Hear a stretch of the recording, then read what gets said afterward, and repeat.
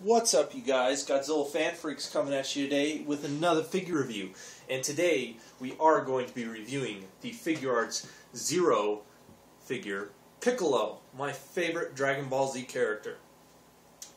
I am so glad that I picked up this piece. He is simply awesome. Just to take a look at the box is a very nice, it's actually one of the bigger boxes because I can imagine that a lot of the other figures so far have been the size of the Vegeta one that I got, and the boxes are a little more smaller, compact.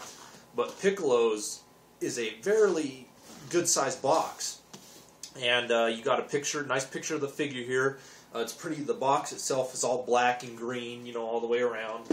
Very nice promo shot of the figure on the side there. Then you got the back side that has a lot of the other promo shots and stuff showing the alternate hand piece.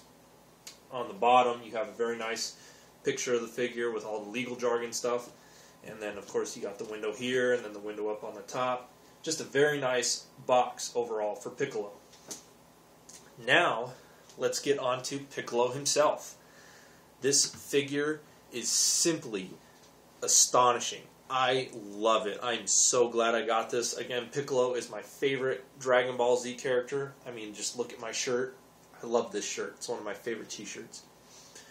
Just to get straight on into it with paint job, Piccolo, no amount of slop at all, just like on the Vegeta figure. Just no slop whatsoever.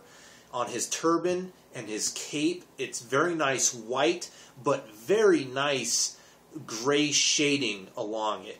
Just very, very well done. Not slopped anywhere. Just very nice gray shading, where it's just perfectly applied, even on the underside of his cape here. Just very, very nice gray shading. Just beautifully well done and applied onto the figure. And then of course you have the purple there at the very top of the turban. And then of course for his base clothing you have the purple outfit, which also has a little bit of darker purple shading. Very well done. You have the sky blue, belt band going all the way around his waist. That is very nicely done. His shoes are almost a kind of like brown brickish red color. It's kind of a mixture of all three of those, but very nicely done with a little bit of black shading here and there on his, shoes. And then, of course, for his skin, you have that very nice green. The green on this figure just pops. It stands out. Very nice green. His fingernails on his fingers are black. Teeth are white. Very nice red inside the mouth. He has a purple tongue. Very nicely done. Eyes are white with black pupils, and then you have all the black lines and grooves going down it. He even has very nice kind of a darkening, just little hints of black shading along his skin in appropriate areas. His patches on his arm, which I like to call his muscle patches, very nice pink with red lines running through him. Very nice dark red bands around his wrist. Just very nice paint job all the way around. The little dusts of wind here have a very nice, they're translucent plastic pretty much, but they have very nice white coated on them with a little bit of gray shading here and there, and then a little bit of brown shading as well to have a little bit of a dust effect. But very nicely done and painted there. And then, of course, the base is pretty much a mud, dirt, brown. Now on to detailing. This figure... Again, to me, these are like the little brother to the X Plus Dragon Ball Z line. Yes, they're two different lines, and each line is trying to do something different with the figures, but just the paint job and the detail to these guys, there is no slop. For how small they are, there is no slop whatsoever. Even though they are anime characters, and there's not too much detail and stuff like that, but the stuff that they do pay attention to, that they do want to get into these figures, they don't miss a thing.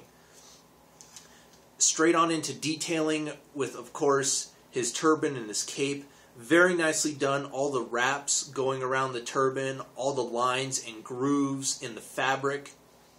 His cape, very nicely done. I love Piccolo in his all get-up, you know, his cape and everything like that, his turban. I love this look of Piccolo when he's fully dressed up and everything.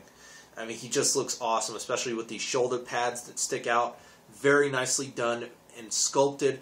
All the very nice folds that go in around his neck piece of the cape and everything like that. Very nicely done. All the folds, all the way around. Just all the grooves and everything, very nicely done. Shoulder pads come out very nicely pointed and sculpted. The cape itself, beautifully well done and waved. This is just amazing. That just looks so beautiful. It looks dynamic. You can definitely feel the force of whatever Piccolo's putting out in his attack. It just looks dynamic, and this definitely has a presence on your shelf wherever you put it among your DBZ figures. This guy does pop out. Very nice detailing in his arms. In the green of his arms, you got very nice lines and grooves. All the lines and grooves and everything along his muscle patches. You even got all the knuckles and everything on his fingers. Very nicely done on both hands. You know, this arm comes down and it's clenched in a fist and everything because this is the arm that he's using for his attack. Face is very nicely done with all the grooves and detailing around the eyes and the mouth. Ears, very nicely done, very nicely well done, detailed on this ear. As well as this ear that is kind of hidden in here, you look very closely, and again, just no paint slop, no detail slop whatsoever. It's hard to see, but if you're planning on getting this figure, it's just beautiful. They did not do any slop on this guy whatsoever. All the grooves and folds in his outfit here, very nicely done. Same thing with the blue band that goes around. His shoes, all the grooves and folds around there. And then, of course, down at his ankles here, you got his, you know, the same detailing in the skin with the lines and whatnot, and the muscle patches there that are showing around his ankles. Very nice detailing in the dust and everything that's blowing up here. Very nicely grooves, swirls, very nicely molded. And then, of course, the base itself, just, you know, basic, just like Vegeta's pretty much, just has that kind of dirt, you know, dirt mountain base to it of the battlefield that he's standing in, and just very nicely done.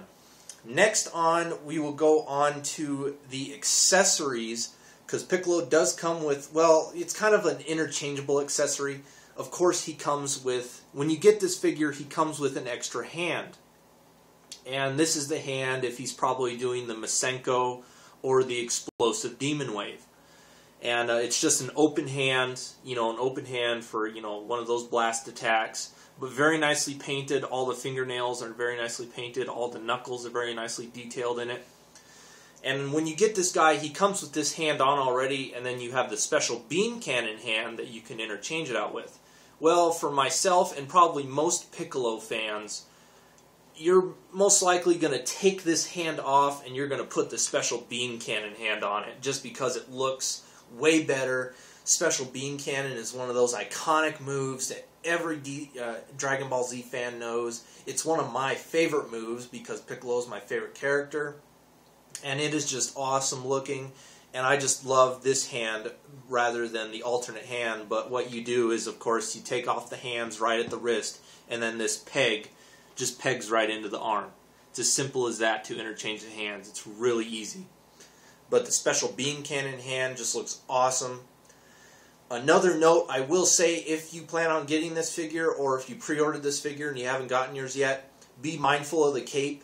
His cape is made out of a hard plastic, so I can imagine if he were to tumble a good distance, it would probably snap and crack in more places and you would break the cape, and you do not want that. So just be mindful, his cape is made out of a very hard plastic, but it's not very thick and it doesn't have much give. So just beware, you do not want this guy to fall. Definitely, if you plan on putting him, because I know some people don't use the bases for these figures to peg into their feet and stuff like that. Definitely want to use the base for Piccolo just because it gives him more stability. You can pose him without the base. I did do it, but I didn't want him to fall over. Plus, it looks better with the base just because you have these dust effects and everything to go along with the pose.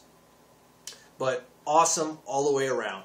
And a little bonus to this review, I will add on, if you collect the SH Monster Arts line, you can fuse effect parts with these guys. One that I will show off is the Uranium Beam from the Fire Rodan SH Monster Arts. You can use that as your special beam cannon. You just got to tilt it up right enough and right about in there, pretty much. And there you go. You can have Piccolo firing off the special beam cannon. Even though it's not perfectly replicates the special beam cannon kind of did have a purple look to it. So, SH Monster Arts, Fire Rodan's Uranium Beam, boom, you got it. Special beam cannon effect. And it does look good with Piccolo. And I didn't do it last time just because I didn't think about this right away. But I will bring Vegeta out again. And here's Vegeta doing his final flash. And the effect part that I used for him was another effect part that comes with the SH Monster Arts Fire Rodan, is pretty much burning Godzilla's spiral heat beam. It kind of blends in with the yellows and oranges that are coming in for the energy effect parts on Vegeta for the final flash.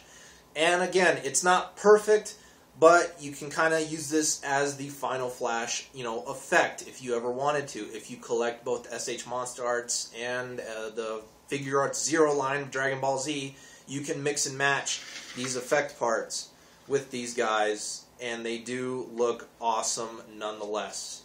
They look like they go with the figures almost. I mean, that's again just using your imagination and spreading and mix and matching effects parts with other figures. Even though they may not go with those figures, they still look damn awesome. And then of course, for the size comparisons, Piccolo is probably by far the biggest just because of how much his cape sprawls out and everything like that. But Piccolo and Vegeta look good nonetheless next to each other. They look awesome. And that about sums up this review, you guys. I hope you guys enjoyed it. I love this figure. Definitely pick it up while you can. I can definitely see this guy probably going up in price. He's probably, I think he is the most expensive Figuarts Zero figure to date. He's around the $37, $40 mark. So, some places have him for like $44, $45. Definitely pick him up in that price range. It's a great figure for that price. Piccolo is awesome. One of my favorite Dragon Ball Z characters. Like always, guys, we are Godzilla Fan Freaks. Please comment, like, and subscribe. And we will see you guys in the next video review. Thank you for watching.